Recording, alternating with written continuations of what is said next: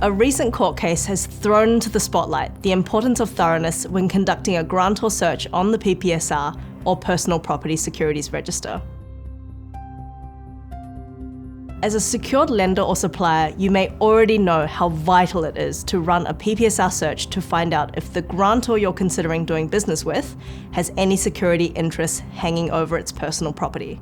But when running the search, do you limit it to finding one identifier, or do you run a full search using 3 identifiers?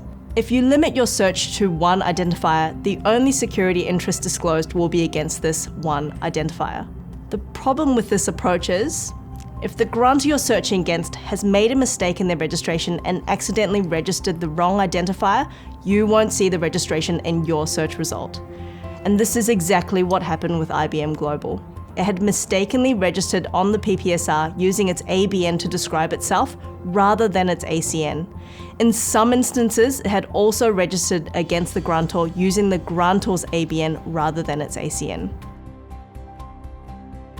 The IBM Global registration errors have far-reaching consequences for any secured creditor who has performed a PPSR search against only the name or ACN of IBM clients. Any secured creditors for the same clients of IBM Global now face the prospect of fighting for their priority in court. It's for this reason that a 3-identifier search using ABN, ACN, and organization name is considered best practice. We know from the IBM Global court case that organizations are expected to take all steps to prevent finding mistakes down the track. The 3-identifier search is the best way to ensure your PPSR search will be effective in revealing all secured creditors for a grantor, regardless if the registration is legally valid or not.